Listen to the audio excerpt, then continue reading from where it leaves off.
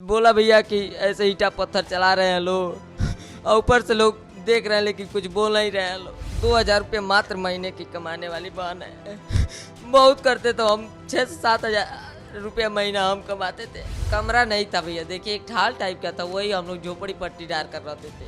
ऐसे ही नहीं कि अब मारने लगे लोग भैया। और हमारे दीपेश भाई की जो गांधी मृतक इस दुनिया में नहीं रहा, पिस्टल सटा दिए लो भैया, क्योंकि जिसका परिवार ही नहीं रहा। अब ये बताइए, लोग कह रहे कि हमारा सुहाग उजड़ गया, तो ये बताइए जिसका पूरा परिवार उजड़ गया उसके ऊपर क्या बीतता होगा, आप ही बताइए।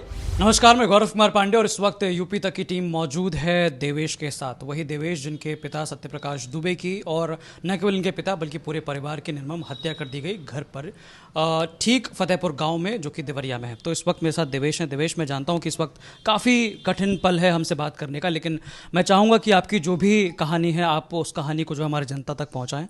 क्या उस दिन हुआ था? उस दिन तो यही हुआ था कि मान लीजिए हमारा भाई बोला कि 2 अक्टूबर के हमारा जन्मदिन हुआ और हमारा जन्मदिन के लिए मेरे पास व्यवस्थाएं पर। आपका भाई कौन सा भाई था और कब उसने बोला था? दीपेश था। 2 दिन पहले बोला था, भैया मेरे पास व्यवस्था नहीं है तो आप ऐसा करिए, कुछ मदद कर दीजिए। तो हम बोले तुम्हारी खुशियों के लिए मैं कुछ भी कर लूँगा। यहाँ तक कि मैं बलिया जाता हूँ, त्रिपिंडी है, त्रिपिंडी कराने के लिए। वहाँ से मैं आऊँगा तो जो तुम कहोगे मैं तुम्हारा खुशियाँ मैं पूरा कर दूँगा। तो जब हमारे पिताजी, तो आप कब गए? हम शाम को, एक दिन पहले शाम को निकले। 1 अक्टूबर को आप गए शाम को? जी। तो वहाँ पे मैं 7 बजे बलिया पहुँचा। ठीक है। तो पिताजी हमारे ले आकर के बस स्टैंड तक छोड़े देवरिया साइकिल से। तो आप साइकिल से जो है अपने घर से यहाँ तक आए। मैं आपको बताना चाहूँगा जो दूरी है वो जो इनके गांव से दूरी है देवरिया की, वो लगभग अगर मैं गलत नहीं तो 25 किलोमीटर के आसपास है और उससे ज़्यादा ही होगा। तो वहाँ से वो साइकिल से आपको पीछे बैठाकर देवरिया लेकर आए बस स्टैंड। फिर उन्होंने कहा बाबू कि तुम दूर जा रहे हो, हमें उचित तो नहीं लग रहा है, देखना थोड़ा सावधानी से जाना। यहाँ तक कि कई बार हमको समझा चुके थे, लेकिन मैं अपने जिद के अलावा कुछ जानता नहीं था। मैं पूजा पाठ के लिए अत्यंत जाता था। तो बलिया में किस परिवार के पास क्या पूजा पाठ थी? वो त्रिपिंडी था, उनके पितरों के लिए। वो अचानक उनके घर में मौत हुई थी, तो उन्होंने उनके लिए जैसे बोले थे पंडित जी की, मतलब हमारे पास व्यवस्था नहीं है तो हम बनारस नहीं जा सकते। वहाँ भी बनारस पिशाच मोचन में होता है त्रिपिंडी। उन के पास व्यवस्था नहीं था, तो इसलिए हम लोग वहाँ पे गंगा घाट पे बुला करके त्रिपिंडी स्टार्ट कराने जा रहे थे। तब तक भाई बोला कि भैया देखिए सुबह में ये लोग आए हैं, ईटा पत्थर चला रहे हैं लोग, पूरा घर को घेर लिए हैं लोग, मार रहे हैं। ये सब पहुँचने के बाद आपको सुबह फ़ोन आता है? कितने बजे आया फ़ोन? 6 बजे। 6 बजे आपको फ़ोन आता है? जी। तो क्या कौन फ़ोन पर बात कर रहा है आपसे? मेरा भाई दीपेश, जो गांधी है? गांधी नाम का, जो इस समय इस दुनिया में नहीं रहा। तो बोला, जब मैंने फ़ोन किया यहाँ तक प्रशासनों को, तो प्रशासन भी फ़ोन नहीं उठा रही थी। तो दीपेश ने आपको फ़ोन किया, फ़ोन करके आपसे जो है बोला? जी, बोला भैया कि ऐसे ईटा पत्थर चला रहे हैं लोग और ऊपर से लोग देख रहे हैं लेकिन कुछ बोल नहीं रहे हैं लोग। चले गए। 7 बजे मैंने फ़ोन किया, तब मेरा भाई सब परिवार खत्म हो गया। जब मर गया तो गांव वाले नंबर नहीं पता था, न उनका नाम पता बताए कि तुम्हारा परिवार ही सबको मार डाले। को दीपेश के फ़ोन के बाद जो है फिर आपने किसको फ़ोन किया? उनका नाम नहीं पता है, वो नाम नहीं बताया। बोले कि बाबू हम बस इतना जानते तुम्हारा परिवार खत्म हो चुका है। तो ये कब तक आपको ये सूचना मिली? दीपेश के फ़ोन के करने के बाद कितनी देर बाद आपको ये पता चला? 1 घंटे बाद। 1 घंटे बाद दीपेश के फ़ोन के बाद आपको फ़ोन आया? जी। फिर आपने क्या किया? हमने वहाँ भैया को बहुत भैया मना किए कि तुम मत जाओ, लेकिन बोले कि भैया एक काम करिए, हमारे बस का नहीं है कि अब मेरा परिवार खत्म हो गया कि मैं यहाँ पे पूजा कराऊँ।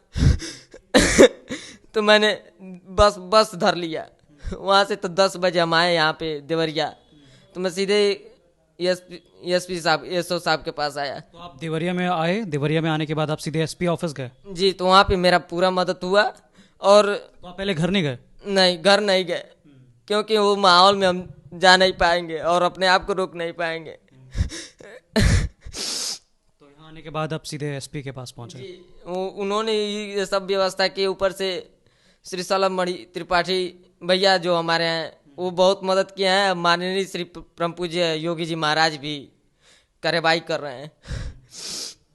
तो अब जैसा कि अब आपने शिकायत की एसपी को, एसपी के बाद जो है विधायक के पास ये मुद्दा गया, विधायक ने भी इसको एक्टिवली लिया। लेकिन ये समस्या अब हम जानना चाहेंगे कि ये जो प्रेमचंद यादव के घर से जो ये विवाद था, जो आपको आपके परिवार को लेकर जो विवाद था, या जो ज़मीन को लेकर जो विवाद था, उस ये विवाद कब से चल रहा था ये? 2014 से चल रहा था। तो 2014 से जो विवाद चल रहा था इतने लंबे समय से, तो इसमें शिकायत नहीं की गई? शिकायत की गई थी, हम लोग जब कोतवाली नहीं सुनी तो भैया हम लोग कोर्ट का सहारा ले लिए, कचहरी देवरिया। तो आपने किसके पास शिकायत की थी? वहाँ पे डीएम एसडीएम के पास। तो उस दौरान जो वर्तमान डीएम या एसडीएम थे उनके पास आपने शिकायतें की? तो ये सब इन्फॉर्मेशन तो पापा ही जानते थे और पापा मतलब अपना केस हैंडल करते थे। केवल हम बस उनका जो भी वकालत का जो भी फीस था वो मैं देता था, दिन रात एक करके। अच्छा, तो ये घर में कमाने वाले स्रोत कितने थे? स्रोत एक मेरी 2,000 रुपये मात्र महीने की कमाने वाली बहन है। बहुत करते तो हम 6 से 7 हज़ार रुपया महीना हम कमाते थे। और पिताजी का तो मान लीजिए देहांत ही हो गया। गाड़ी चलाते थे वो। कौन सी? नेशनल स्कूल में भी गाड़ी चलाए, फिर यहाँ पे एक आदमी है उनका भी चलाए, वो भी इस समय थे। तो मतलब एक तरह से खेती बाड़ी के अलावा वो गाड़ी भी चलाते थे, स्कूलों की गाड़ी चलाते थे। घर खर्चा ये बताइए, अपने रोजी रोटी कमाने के लिए हम लोग दिन रात एक करके कमाते थे। ठीक है, तो आपकी एक बड़ी बहन जो हैं वो भी कमाती थी और 2000 वो भी लाती थी और आप भी कमाते थे? वो दूसरी वाली बहन थी, एक बड़ी वाली बहन का तो डिलीवरी हो चुका है। अच्छा, उनकी तो शादी हो गई। हाँ। तो वो क्या करती थी? वो पढ़ाती थी श्री मुक्तिनाथ विधायक स्कूल में। अच्छा, तो मतलब एक जो दूसरी वाली बहन है वो पढ़ाती थी और बाकी आप कमाते थे, मतलब 3 स्रोत थे घर में। तो खर्च पानी कैसे चलता था? हम ही लोग चलाते थे। जैसे हमारा भाई सुबह शाम को सब्जी लेते आता था, हम लोग तेल ले जाते थे भैया। ये सब मतलब रोजी रोटी के लिए हम कमाते थे और साइकिल से पढ़ाई करने आते थे। और खेती बाड़ी कितनी थी आपकी? 15 बीघे थी। तो खेती बाड़ी मतलब सही से चल रही थी? देखिए भैया, खेती बाड़ी तो सही से चल रही थी, लेकिन मजबूरन हमारे पिताजी का उस समय स्थिति ठीक नहीं था, तो पापा ने बंधक धर के गाड़ी लिए लोडर, वो भी सही नहीं चला तो बर्बाद वो भी हो गया। और बाकी सब खेत तो बंधक रख गया। और बाकी सब प्रेमचंद्र ने अपना कर्मात जो दिखाना तो दिखा दिए। अच्छा, वैसे अभी हम तमाम लोग जो है हमने आपका घर देखा, जो अभी घर था, तो उसमें कितने कमरे थे घर में टोटल? कमरा नहीं था भैया, देखिए एक ढाल टाइप का था, वही हम लोग झोपड़ी पट्टी डाल कर रहते थे। हमारे पास पैसा नहीं था कि हम लोग किसके पास जाएं कि मतलब हमारे लोग घर बने, लेकिन हम लोगों को भरोसा था कि मैं अपने पैसे से कमा करके मैं अपना घर बनवाऊंगा। लेकिन आज वो हमारा सपना नहीं पूर्ण हो पाया, ना मेरा भाई का सपना पूर्ण हो पाया। आज मेरा परिवार ही साथ में चला गया है।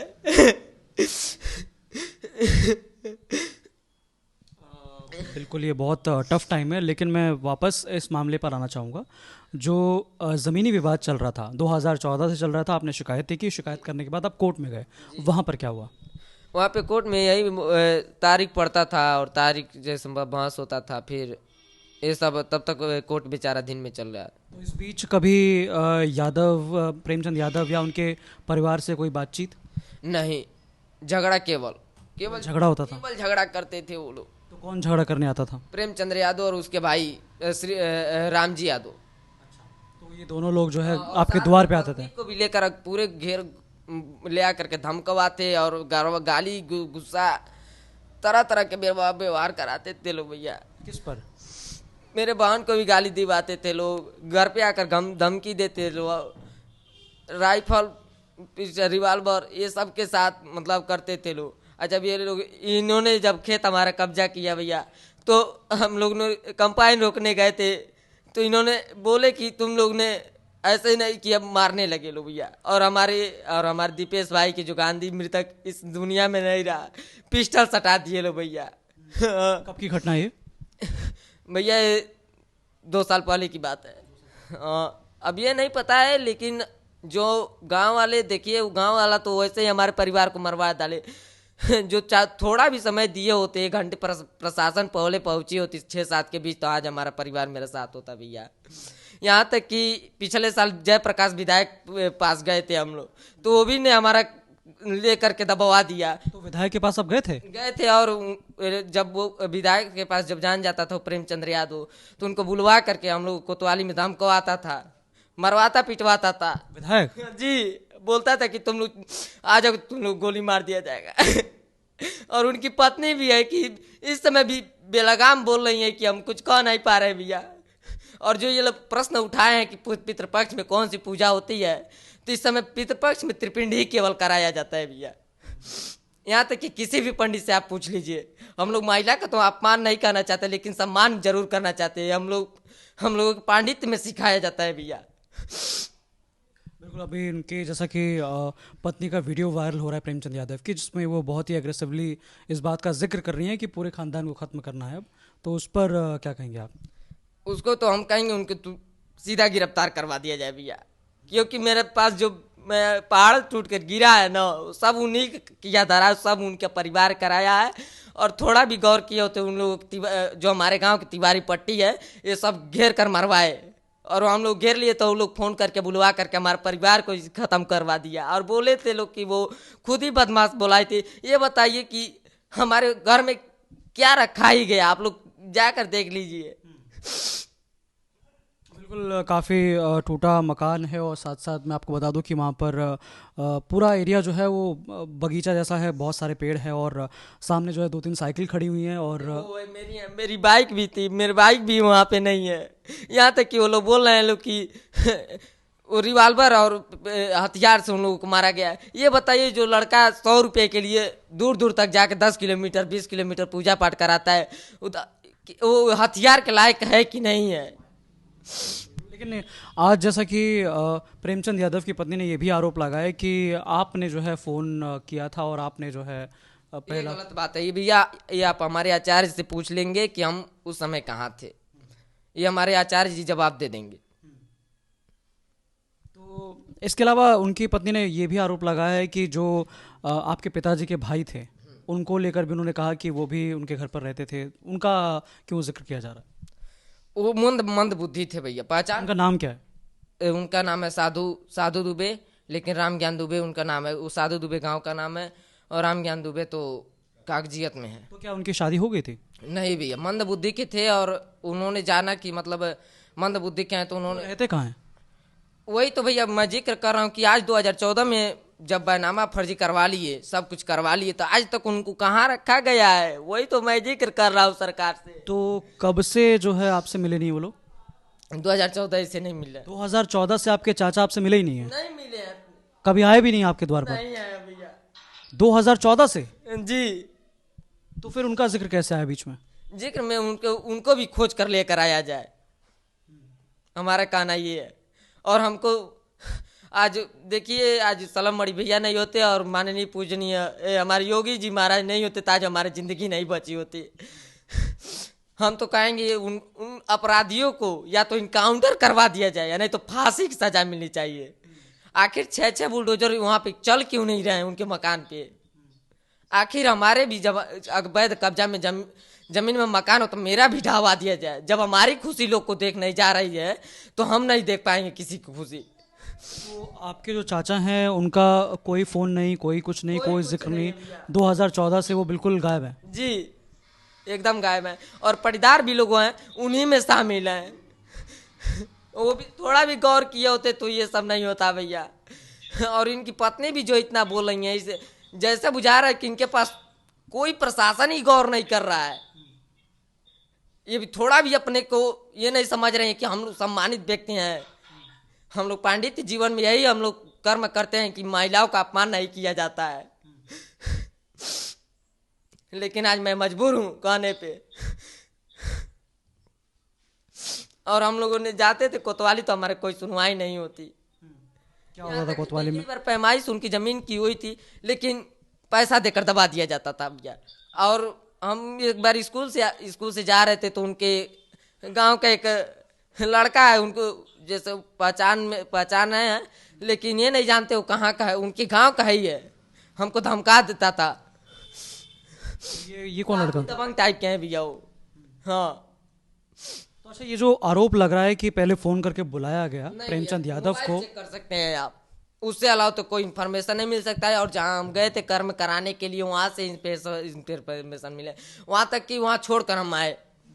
हाँ भैया, जबरिया ना पड़े हमको, क्योंकि जिसका परिवार ही नहीं रहा। अब ये बताइए, लोग कह रहे कि हमारा सुहाग उजड़ गया, तो ये बताइए जिसका पूरा परिवार उजड़ गया उसके ऊपर क्या बीतता होगा, आप ही बताइए। आज तो मैं सहन नहीं कर पा रहा हूँ। जो इनकी लड़की पूछ रही है और उनकी पत्नी पूछ रही है, तो इस समय त्रिपिंड ही केवल कराया जाता है। नहीं, बिल्कुल ये बात सोचने वाली है। बाकी ये भी एक सवाल उठता है कि जो परिवार जो है साइकिल इतने दूर दूर किलोमीटर्स तक जाता हो, वो इतने पैसे और कैसे। हमारे दरवाजे पर जितनी साइकिलियाँ हैं, 1 से 2 खरीदी गई हैं, बाकी सब मेरे पांडित्य कर्म से मिली हैं भैया। और जो मेरी बाइक भी मेरे पांडित्य कर्म से ही मिली है। हाँ, पिताजी कभी इस बात को लेकर परेशान नहीं होते थे कि इतना मामला, इतना विवाद चल रहा है 2004? काफी परेशान थे भैया, पीड़ित थे, हम भी लोग पीड़ित थे। लेकिन अब हम लोग क्या करें, कोई सुनवाई नहीं होता था।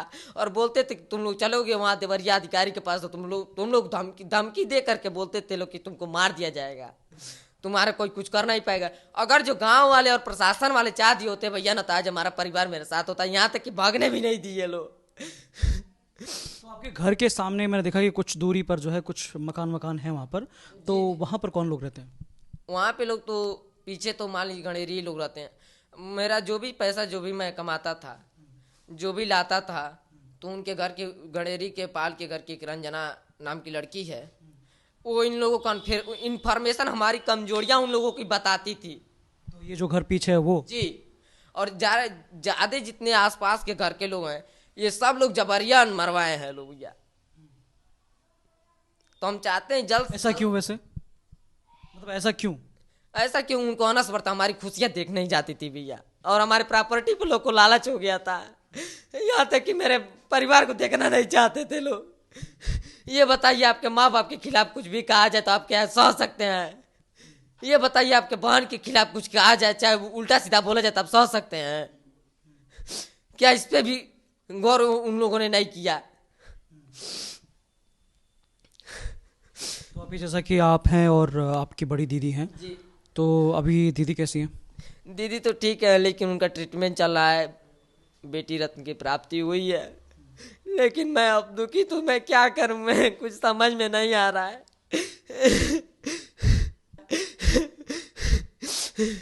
बिल्कुल हम समझ सकते हैं, बहुत टफ टाइम। आज मेरा भाई मेडिकल कॉलेज में जो मौत और जिंदगी से जूझ रहा है, वो मेरे ही जीने का सहारा है। उससे बात हुई? जी हुई थी, ठीक है, लेकिन वो भी उसको भी मारने के लिए धमकी दे रही है।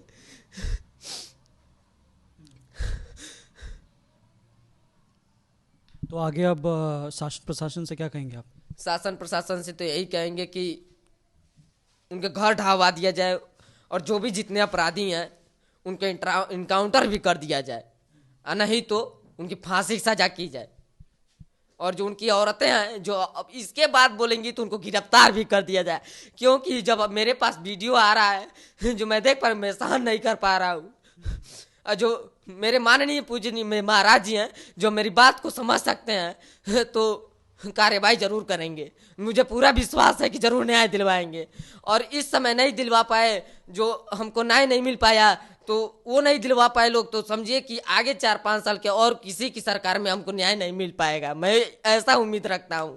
हालांकि मैं आपको बता दूं कि आपके घर पर जो है समाजवादी पार्टी के लोग भी पहुंच रहे हैं, वहां पर जाकर देख रहे हैं, मिल रहे हैं और लोगों से बातचीत भी कर रहे हैं। तो इस बीच आपसे कोई मिलना है?